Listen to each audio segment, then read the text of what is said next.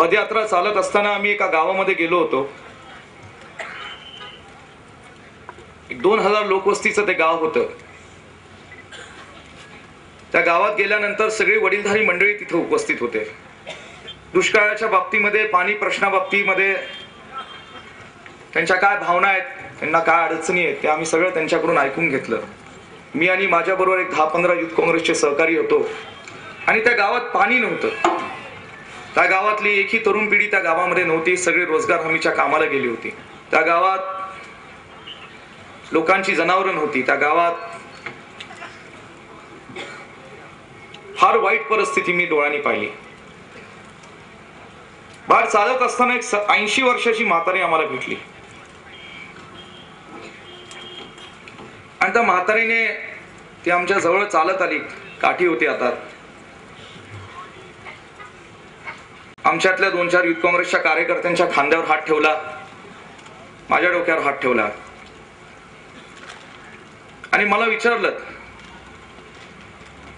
अरे पोरांनो, एवढ्या लांब न चालत आलेला आहात, पुढे आणखी खूप लांब तुम्हाला चालायचंय.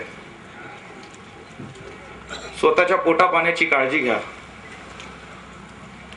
माझ्या घरात 2 भाकऱ्या आहेत, तुम्हाला हव्या असतील तर त्या भाकऱ्या मी तुम्हाला देते. आजचं माझं मनोगत सुरू करण्यापूर्वी पहिलं मी त्या मातेला वंदन करतो. ही संवाद पदयात्रा आम्ही आमचे युवा नेते सन्माननीय राहुलजी गांधींच्या प्रेरणेने सुरू केली. मी त्यांची प्रेरणा का म्हणतो, कारण त्यांनी एकदा मला सांगितलं होतं की विश्वजित, जर ग्रामीण भागातल्या शेतकऱ्यांचं खरं दुःख समजून घ्यायचं असेल, त्यांच्या दुःखात सहभागी व्हायचं असेल, तर त्यांच्या घरापर्यंत पोहोचा, त्यांच्या दारापर्यंत जा आणि मग ग्रामीण भागातलं जे जीवन आहे, शेतकऱ्यांना जे दुष्काळाच्या परिस्थितीत सोसावं लागतं, ते तुम्हाला कळेल. आम्ही सगळ्यांनी ही पदयात्रा सुरू करत असताना ठरवलं की महाराष्ट्रातले जे दुष्काळग्रस्त जिल्हे, तालुके आहेत, तिथे जायचं, गावोगावी लोकांशी संवाद साधायचा